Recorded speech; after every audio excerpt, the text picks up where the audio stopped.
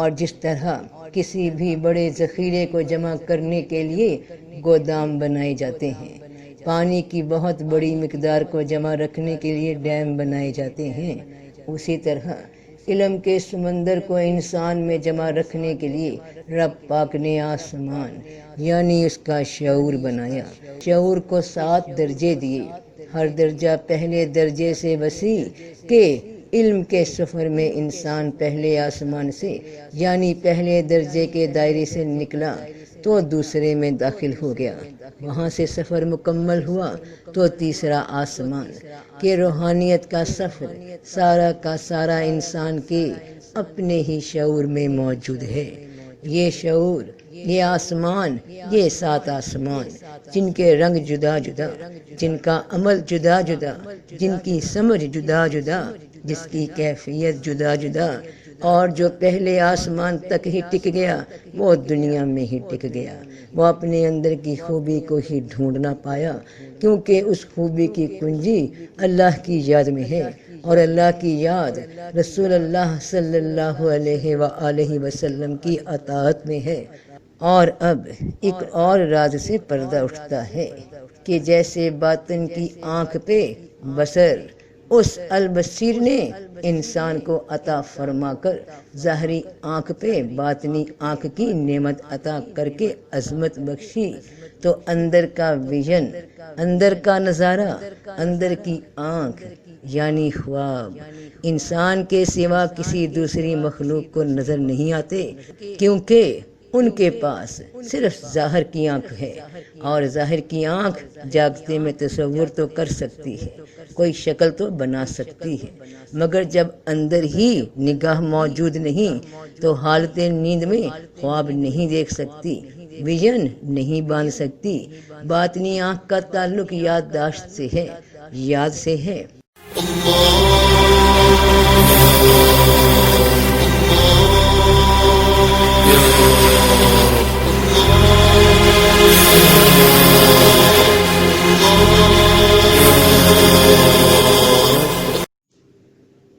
اعوذ باللہ من الشیطان الرجیم،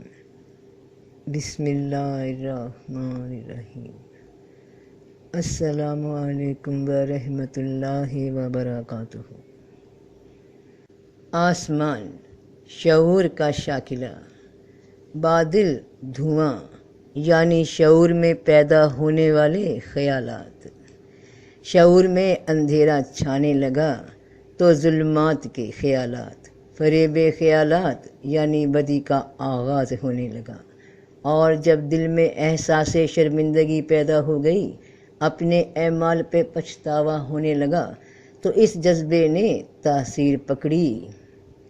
تو ظلمات کے بادل چھٹنے لگے اور بدی کے خیالات پیچھے ہٹنے لگے۔ رسالت کے نور کی مدد سے دل کا زنگ اترنا شروع ہوا، چاند کے نور کی روشنی نے سورج کے نور کی راہ دکھا دی، شعور میں روشنی طلوع ہونے لگی تو نور کے خیالات یعنی اچھائی کا، نیکی کا آغاز ہو گیا۔ وہی کائنات جو پہلے اور طرح دکھتی تھی کسی اور طرح دکھنے لگی۔ رسالت کے نور کی روشنی نے علم کے سمندر کی راہ دکھا دی۔ رسالت کی روشنی کا نور شعور میں پھیل کر منظر واضح کرنے لگا، شعور سے راہ پا کر اب رب سے قرب کا سفر شروع ہونے لگا، بصیرت چندھے آنے لگی، نور کی شدت قرب بن کر دل کی گہرائیوں میں اترنے لگی، اور پھر جب تمام خیال ایک خیال میں جمع ہو گئے تو خیال وحدت کے خیال میں متحد ہو گئے، جامد ہو گئے، ایک ہو گئے۔ السماء اور الاسماء، ذرا غور کرنا کہ السماء یعنی آسمان اور الاسماء یعنی نام، ان دونوں لفظوں میں صرف الف کا فرق ہے، کیونکہ السماء یعنی آسمان کی تخلیق سے پہلے ہی الاسماء یعنی علم کے نام یعنی رب کا علم، اس کا امر موجود تھا، اس کی حکمت سے ایک فلکیاتی عالم امر کا نظام چل رہا تھا، کہ رب پاک نے ایک نئی کائنات کی بنیاد رکھ دی، اور اللہ وہ ہے جس نے جو کچھ زمین میں ہے سب تمہارے لیے پیدا کیا ہے۔ پھر آسمان کی طرف متوجہ ہوا تو انہیں 7 آسمان بنایا، اور وہ ہر چیز جانتا ہے۔ تو فرشتوں نے پوچھا، یا اللہ یہ سب تیاری کیسی؟ تو رب پاک نے فرمایا کہ میں زمین میں ایک نائب بنانے والا ہوں، تو یہ سب تیاری اس لیے ہے۔ اور سکھا دیے اس نے آدم کو نام، سارے کے سارے۔ کون سے نام؟ کیا یہ نام جو ہم زبانی پڑھتے ہیں یا جن کی تسبیح کرتے ہیں، جیسے کہ اللہ پاک کے 99 ناموں کا ذکر کرتے ہیں، اور بھی اللہ پاک کے لاتعداد نام ہیں، تو کیا یہ نام سارے کے سارے سکھا دیے کہ الرحمن یعنی بے حد رحم فرمانے والا، المالک یعنی حقیقی بادشاہ، العزیز یعنی سب پہ غالب، السمیع یعنی سب سننے والا، البصیر یعنی سب دیکھنے والا۔ اگر یہ نام سکھائے آدم علیہ السلام کو رب پاک نے، تو پھر جب فرشتوں سے پوچھا گیا کہ پھر پیش کیا ان ناموں کو فرشتوں پر اور فرمایا کہ بتاؤ مجھے نام ان سب کے، تو فرشتوں نے یہ جواب کیوں دیا کہ انہوں نے کہا تو پاک ہے، ہم تو اتنا ہی جانتے ہیں جتنا تو نے ہمیں بتایا ہے۔ تو ذرا غور کرنا بہن بھائیوں، بیٹے بیٹیوں، کہ کیا فرشتے نہیں جانتے تھے کہ المتکبر یعنی اللہ بڑائی اور بزرگی والا ہے، العظیم ہے، الکبیر ہے، الکریم ہے، الحکیم ہے، مالک الملک ہے، ذوالجلال والاکرام ہے، الحی ہے، القیوم ہے، الاول ہے، الآخر ہے، الظاہر ہے، الباطن ہے۔ تو ظاہر ہے فرشتے یہ تمام صفات تو رب پاک کی جانتے ہی تھے، تو پھر رب پاک نے ایسے کون سے نام آدم علیہ السلام کو سکھائے جو فرشتے بھی نہیں جانتے تھے اور آج بھی نہیں جانتے۔ انسان ہی کو وہ نام سکھائے گئے اور انسان ہی وہ نام جانتا ہے۔ پہلے جانیے کہ نام کی تعریف یہ ہے کہ ایک ایسا لفظ یا الفاظ کا ایک ایسا مجموعہ جس کے ذریعے کسی ذات یا چیز کو پہچانا جا سکے، اس کا پتہ معلوم کیا جا سکے، یعنی اس کی راہ کو جانا جا سکے یا اس کا حوالہ دیا جا سکے۔ تو رب پاک نے آدم علیہ السلام کو کیا نام سکھائے، ان کو سمجھنے کے لیے ان آیات پہ غور کیجئے۔ تو انسان کا حال یہ ہے کہ اس کا رب جب اس کو آزمائش میں ڈالتا ہے اور اسے عزت اور نعمت دیتا ہے تو وہ کہتا ہے کہ میرے رب نے مجھے عزت دار بنا دیا، اور جب وہ اس کو آزمائش میں ڈالتا ہے اور اس کا رزق اس پر تنگ کر دیتا ہے تو وہ کہتا ہے کہ میرے رب نے مجھے ذلیل کر دیا، یعنی رب کا گلہ کرتا ہے، دکھ محسوس کرتا ہے۔ اسے توقع نہیں ہوتی کہ بھلا الرحمن الرازق ایسا بھی کر سکتا ہے کہ میرا رزق کم کر دے، مجھے تکلیف میں ڈال دے، تو رب کا گلہ کر بیٹھتا ہے، اس کے فیصلے سے راضی نہیں ہوتا، کیونکہ وہ سمجھتا ہے کہ رب صرف الرحمن ہے، بڑا رحم فرمانے والا ہے، اور بھول جاتا ہے کہ وہی القہار بھی ہے، کہ بڑا عذاب دینے والا بھی وہی ہے۔ انسان سمجھتا ہے کہ رب صرف الرزاق ہے، روزی کا دینے والا ہے، اور بھول جاتا ہے کہ وہ القابض بھی ہے، کہ روزی کو تنگ کرنے والا بھی وہی ہے۔ انسان سمجھتا ہے کہ اللہ صرف المعز ہی ہے، بڑی عزت دینے والا ہے، اور بھول جاتا ہے کہ المذل، کہ بڑی ذلت دینے والا بھی وہی ہے۔ انسان سمجھتا ہے کہ اللہ صرف العفو ہے، بڑا توبہ قبول کرنے والا ہے، اور بھول جاتا ہے کہ المنتقم، کہ بدلہ لینے والا بھی وہی ہے۔ انسان سمجھتا ہے کہ اللہ صرف النافع ہے، بڑا نفع دینے والا ہے، اور بھول جاتا ہے کہ وہ الضار بھی ہے، کہ بڑا ضرر پہنچانے والا ہے۔ انسان سمجھتا ہے کہ اللہ المحی ہے، یعنی زندگی دینے والا ہے، اور بھول جاتا ہے کہ وہی الممیت بھی ہے، کہ موت دینے والا بھی وہی ہے۔ رب پاک کے ایک رخ کو جانتا ہے اور دوسرے رخ سے بے علم رہنے کی وجہ سے اس کا گلہ کرنے لگتا ہے، جبکہ اللہ نے سکھا دیے تھے آدم کو نام تمام کے تمام۔ تو وہ نام کون سے ہیں، وہ نام کیا ہیں، ان کی حقیقت کیا ہے، جو فرشتوں کو بھی معلوم نہیں۔ اللہ ہے جس کے سوا کوئی معبود نہیں، اس کے سب نام اچھے ہیں۔ الاسماء یعنی تمام نام، اور الحسنہ سے مراد ہے، اور ہر ایک سے وعدہ کر رکھا ہے اللہ نے بھلائی کا۔ جن لوگوں نے بھلائی کا طریقہ اختیار کیا ان کے لیے اور زیادہ بھلائی ہے، اور تصدیق کی بھلائی کی، اور احسان کرو کہ اللہ بھلائی کرنے والوں سے محبت کرتا ہے۔ بے شک اللہ نیکی کرنے والوں کا اجر ضائع نہیں کرتا۔ تو بھلائی، احسان، اچھا عمل، اچھائی، خوبی اور نیکی الحسنہ ہے، اور سب خیر کے نام اللہ ہی کے ہیں، سو اسے انہی ناموں سے پکارو اور چھوڑ دو ان کو جو اللہ کے ناموں میں کجروی اختیار کرتے ہیں، وہ اپنے کیے کی سزا پا کر رہیں گے۔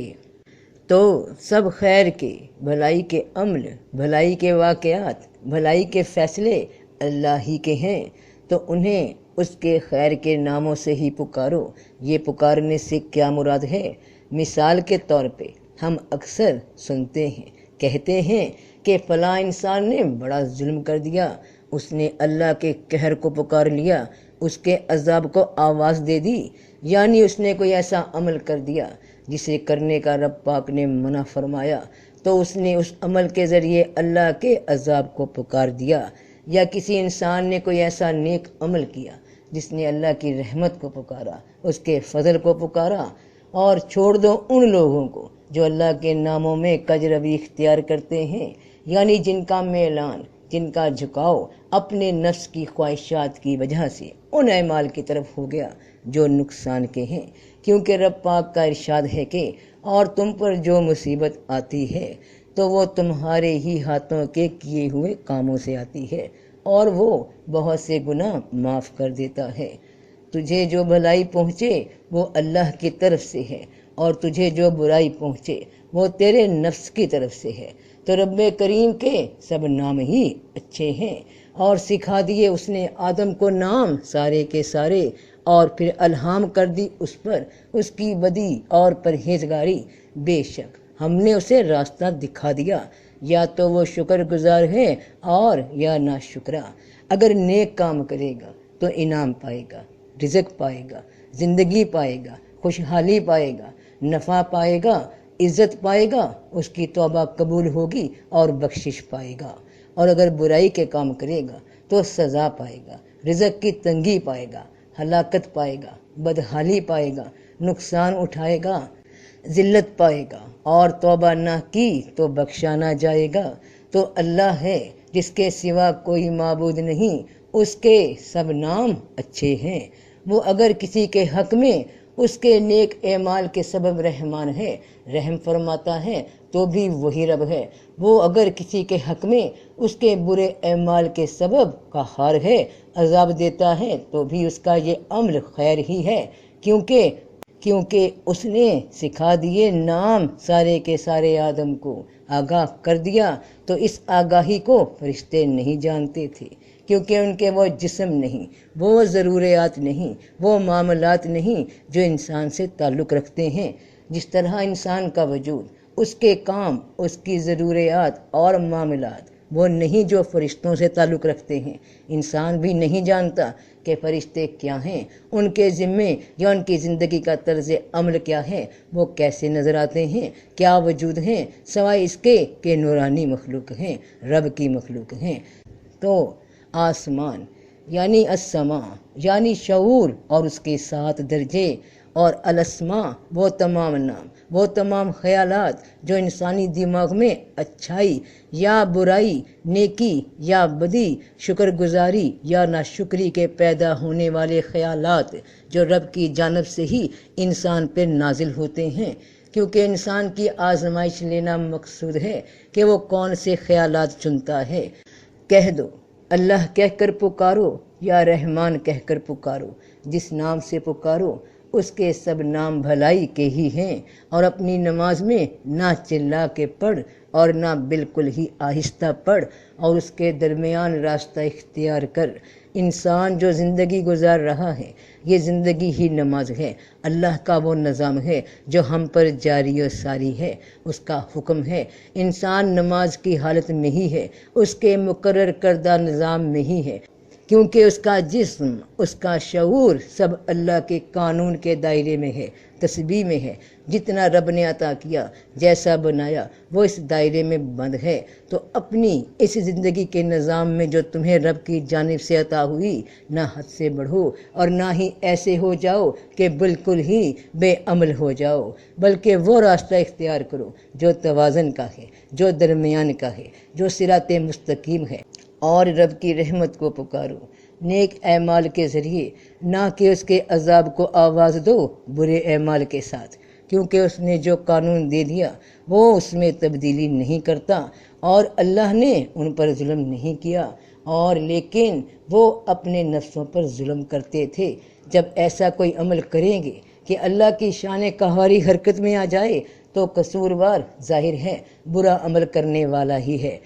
رب تو رب ہے، وہ انسان کو آگاہ کر چکا کہ کس عمل کا کیا نتیجہ ہے، اور وہ نتیجہ سامنے آ کر رہتا ہے۔ نظام کائنات سارے کا سارا اللہ کے انہی الاسماء کے سبب گردش میں ہے۔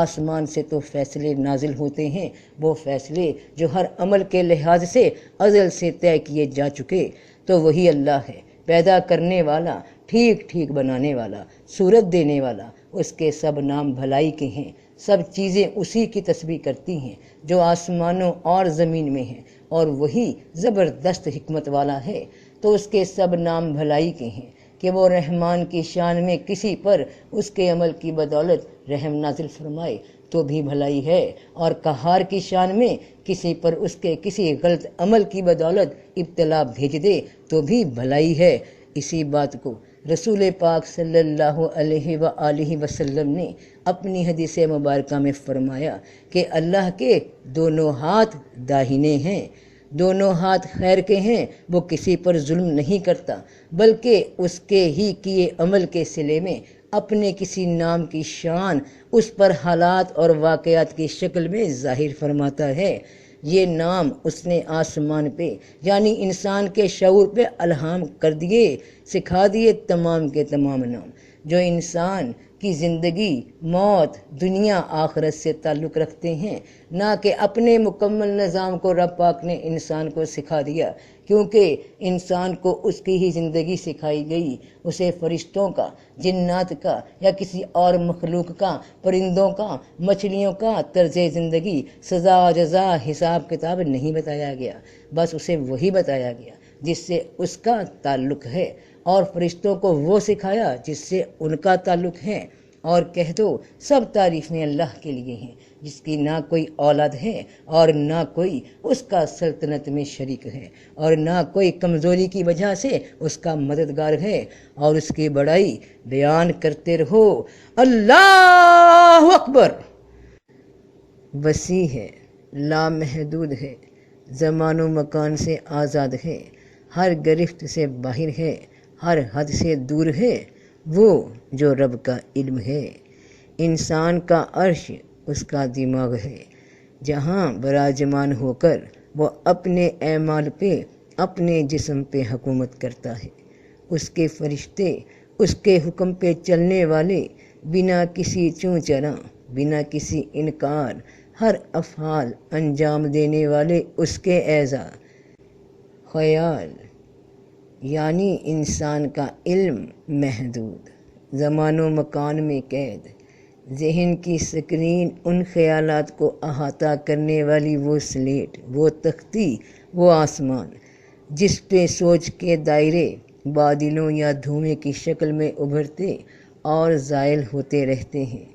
جو خیال، جو سوچ ٹک گئی، منجمد ہو گئی، متحد ہو گئی، وہ عمل کی بارش کی شکل میں وجود میں آ گئی اور برس گئی۔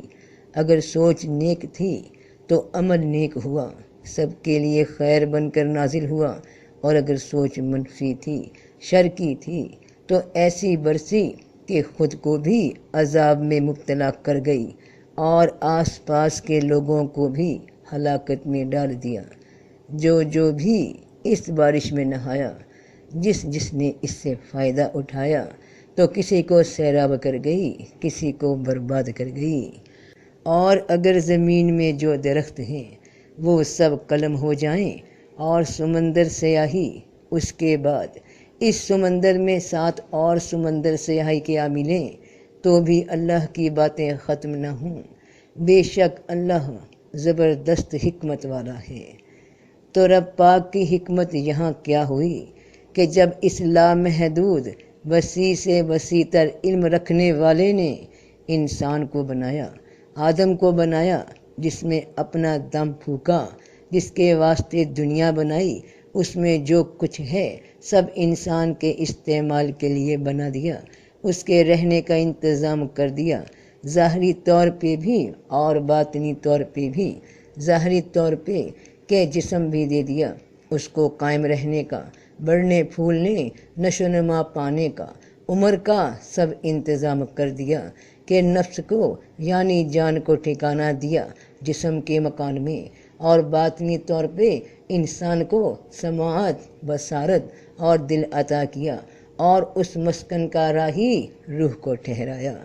انسانی جسم اور روح کے ٹھکانے کا، رکنے کا، ٹھہرنے کا مقام جب مکمل ہو گیا تو پھر آسمان کی طرف متوجہ ہوا تو انہیں 7 آسمان بنایا۔ زمین کا،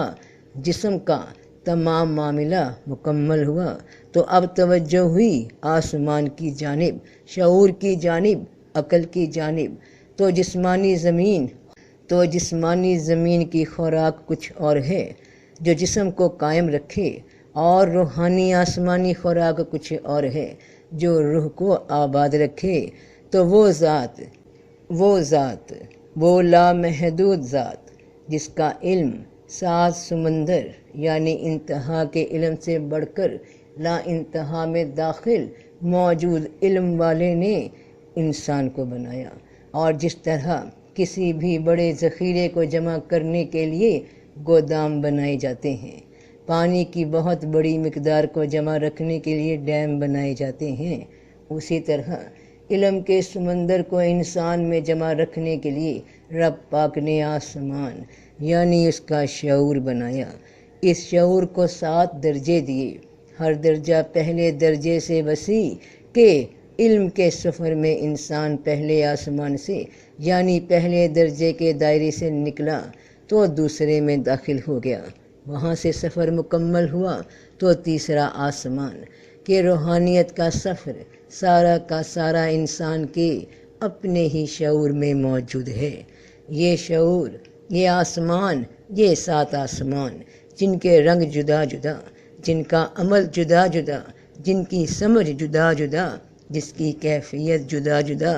اور جو پہلے آسمان تک ہی ٹک گیا وہ دنیا میں ہی ٹک گیا، وہ اپنے اندر کی خوبی کو ہی ڈھونڈ نہ پایا، کیونکہ اس خوبی کی کنجی اللہ کی یاد میں ہے، اور اللہ کی یاد رسول اللہ صلی اللہ علیہ وآلہ وسلم کی اطاعت میں ہے۔ اطاعت شروع ہوئی، محبت شروع ہوئی، اور شعور کا یہ پہلا درجہ پہلے آسمان کے دائرے سے انسان باہر نکل گیا تو دوسرے آسمان میں داخل ہو گیا، اور جو اس سفر میں مستقل رہا، بڑھتا رہا، وہ اپنے رب کی طرف اس کے قرب کی منزلیں طے کرتا گیا کہ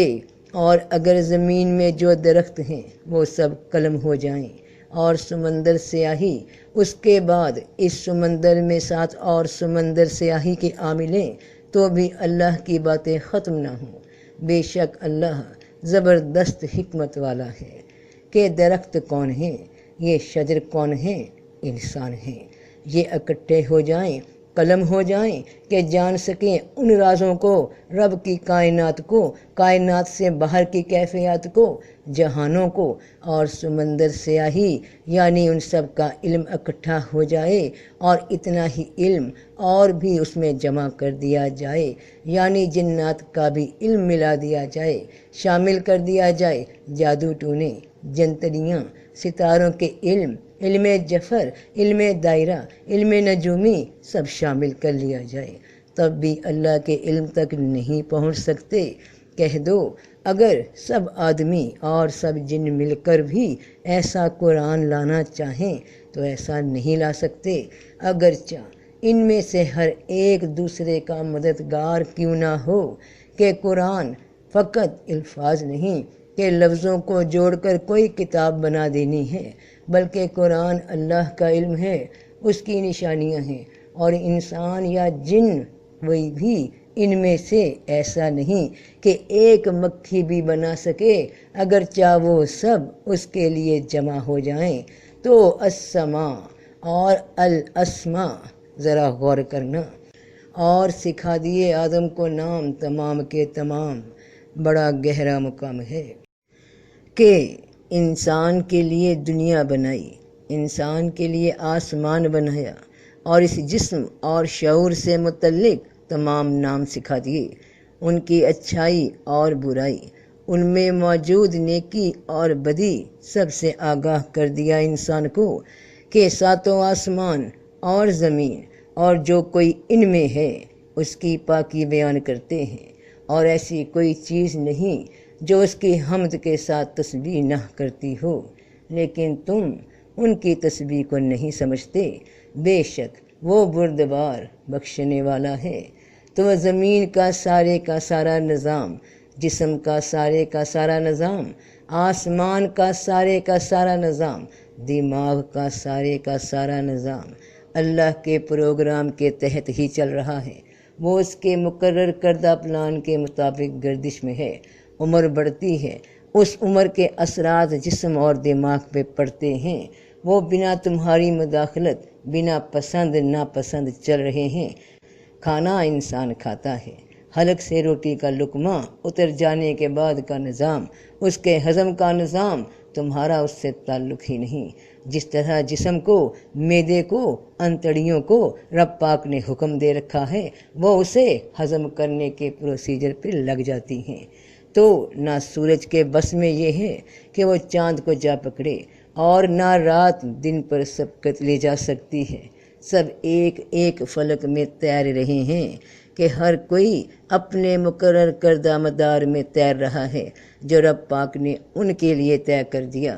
اور کس طرح جسم کا شعور کا نظام چل رہا ہے، وہ تسبیح، وہ بولی ہم نہیں سمجھتے، اس پہ دھیان نہیں دیتے کہ ہمارے ہی ظاہر اور باطن میں کس کا اختیار چل رہا ہے، جبکہ پھر وہ آسمان کی طرف متوجہ ہوا اور وہ دھواں تھا، بس اس کو اور زمین کو فرمایا کہ خوشی سے آؤ یا جبر سے۔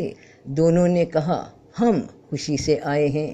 کہ شعور کی طرف متوجہ ہوا جو ایک خیال تھا، اس شعور کو اور جسم کو یعنی ان کے باطن کے نظام کو فرمایا کہ خوشی سے قبول کرو اس پروگرام کو جو تمہیں پابند کرتا ہے ایک دائرے میں سفر کرنے کا، اس میں رہنے کا، کہ تمہیں اس نظام کے تحت دنیا کی زندگی میں ہر عمر کے ساتھ پیش آنے والی تبدیلیوں کو قبول کرنا ہوگا۔ تم اس پہ خوشی سے راضی ہو یا بے دلی سے، تمہیں اس نظام کے آرڈر میں رہنا پڑے گا۔ تم سدا جوان نہیں رہو گے، تم رہنا چاہو گے تب بھی نہیں، تم بوڑھا نہیں ہونا چاہو گے، مگر عمر کا جبر، عمر کا مقدار جس دائرے میں داخل ہوگا تم ویسے بنتے جاؤ گے کہ جسم کے اعضاء بڑھتی عمر کے ساتھ کمزور پڑتے جائیں گی اور عقل بڑھتی عمر کے ساتھ مضبوط اور قوی ہوتی جائے گی۔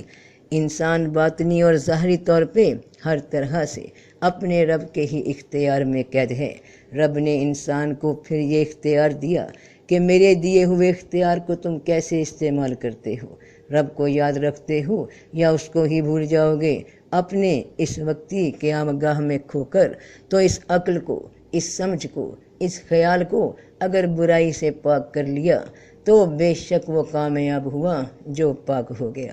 اور سکھا دیے آدم کو نام تمام کے تمام، اور پھر الہام کر دی اس پر اس کی بدی اور پرہیزگاری۔ بے شک ہم نے اسے راستہ دکھا دیا،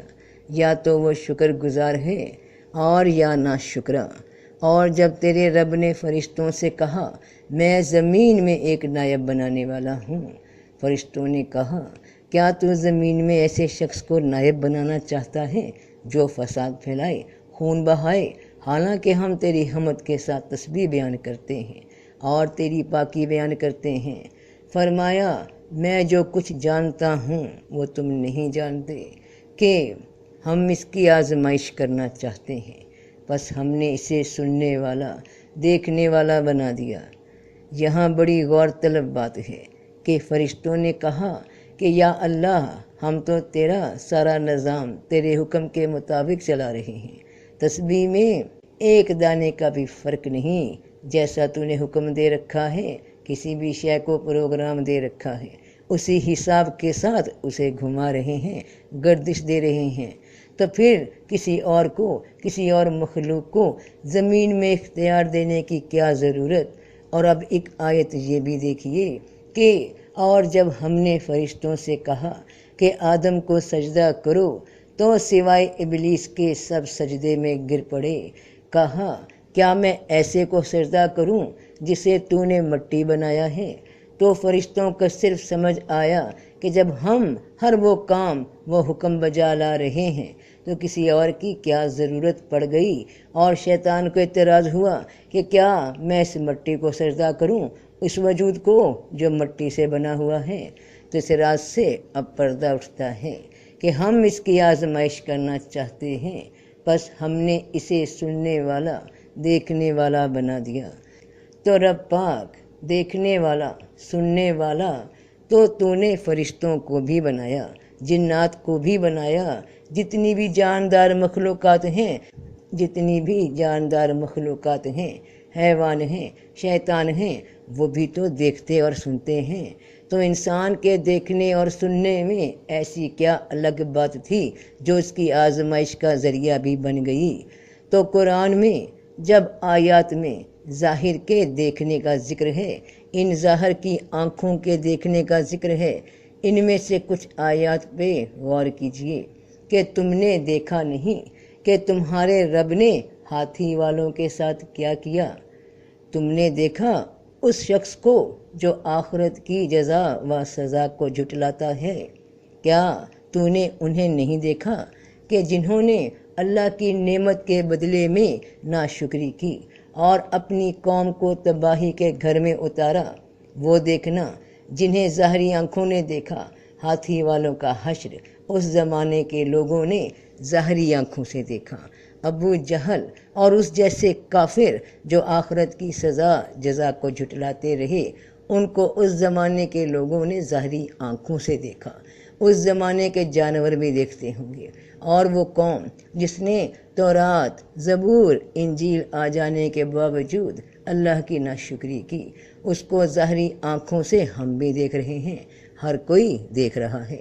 تو جس دیکھنے اور سننے نے انسان کو اتنی عظمت دلا دی، اختیار دلا دیا، وہ دیکھنا کیا ہے جو سوائے انسان کے اور کسی مخلوق کو عطا نہیں ہوا؟ تو آیت پہ اب غور کیجئے، تو اس آیت پہ اب ایک بار پھر غور کیجئے کہ ہم اس کی آزمائش کرنا چاہتے ہیں، بس ہم نے اسے سننے والا دیکھنے والا بنا دیا۔ ظاہر کا دیکھنا جسے ہر جاندار مخلوق دیکھتی ہے، اسے قرآن میں علم ترا، کیا تو نے نہیں دیکھا؟ دیکھو تو اللہ نے تمہارے لیے جو رزق نازل فرمایا ہے، بھلا دیکھ اگر ہم انہیں چند سال فائدہ اٹھانے دیں، اور دکھا ہم کو ہماری عبادت کے طریقے۔ دیکھو ہر ایک درخت کے پھل کو جب وہ پھل لاتا ہے اور اس کے پکنے کو دیکھو، تو یہ سب دیکھنا وہ دیکھنا ہے جو ظاہر میں ہر مخلوق کو نظر آتا ہے، کوئی خاص آنکھیں ان کو دیکھنے کے لیے نہیں چاہیے۔ انسان، جانور، جنات، فرشتے سب دیکھ رہے ہیں۔ ایسا ہی شیطان نے بھی ظاہر کو دیکھا کہ کہا کیا میں ایسے شخص کو سجدہ کروں جسے تو نے مٹی بنایا ہے؟ مٹی ہی نظر آ رہی ہے، میں صاف دیکھ رہا ہوں، تو میں اسے کیا مانوں؟ تو ہر مخلوق سے ہٹ کر انسان کو، آدم کو جو عطا ہوا، وہ دیکھنا کیا ہے جسے سوائے انسان کے اور کسی مخلوق کو عطا نہیں کیا گیا، وہ دیکھنا کیا ہے کہ ہم نے بنا دیا اسے سننے والا، دیکھنے والا۔ وہ